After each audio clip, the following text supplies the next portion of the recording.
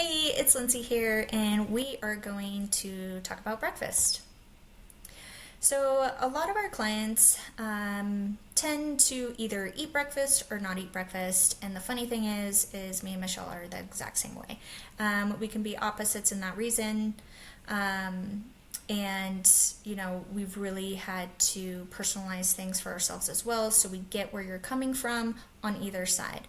But a lot of the common reasons we tend to skip breakfast is because we feel rushed in the morning, we just don't have time. Sometimes we just don't feel hungry at all, or when we eat breakfast, we might be like, oh, it makes me, feel nauseous after and not so good, or, just simply forgetting. And sometimes people are like, well, I don't really eat because I eat and then I'm just hungry right after. So those are super common reasons why we can tend to skip breakfast.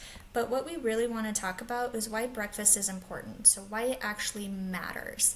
For one, it can give you sustained energy throughout the day, which we all want. For two, it can really help with our clarity and our focus, and it can help with our hunger control throughout the day so that we're not coming to lunch just super hungry and tired and fatigued and possibly overeating or not reaching for the best thing. And it also can help balance our blood sugar in the morning.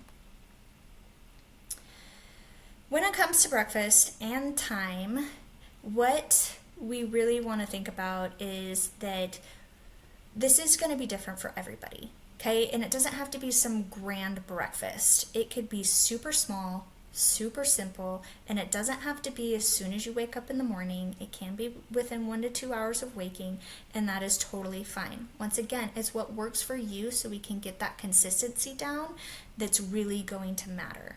And for those of you that are not necessarily hungry in the morning, it can take a while to build up those hunger cues, and starting small, you don't have to once again force this massive breakfast. You can start small with a hard-boiled egg or so, and that can start to lead into more of a consistent breakfast eating in the morning. And sometimes you'll notice once you start doing that your hunger starts to come back.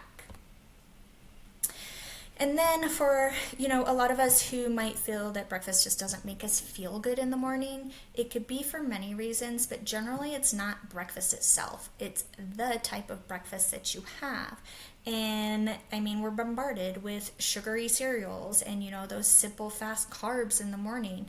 And so those can lead to blood sugar spikes and then dips and weird up and down in our energy. And sometimes too we can hit the system too hard in the morning with maybe some straight up protein and not enough combinations of fiber and fat that can make us kind of feel nauseous or like our digestion is a little off.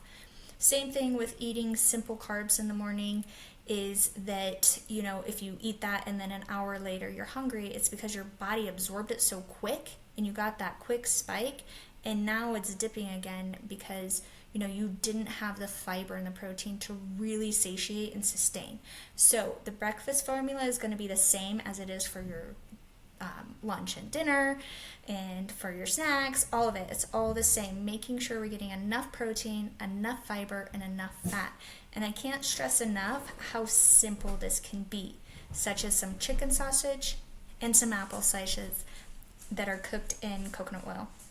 Super simple, super quick. We don't have to overthink it, and we just have to start incorporating it.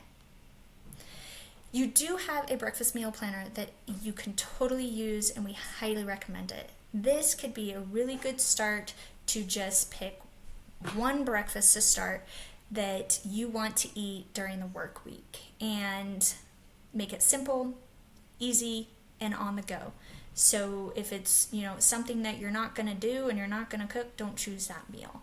Make it something that works for you. And then on the weekends, those 2 days or, if it's split randomly, that's okay. But maybe you want to spend more time cooking or make a bigger meal for, people in your household or even just for you. And that is okay. So you choose a couple that you want to do throughout the week. And so after this video, what I would recommend is really sitting down, going through some of those breakfast ideas, deciding what you're going to eat, deciding what time might work for you to eat those to eat breakfast and really just commit to that. And then on the weekends, you can do something a little bit different. We're always here for you. Let us know if you have any questions or concerns.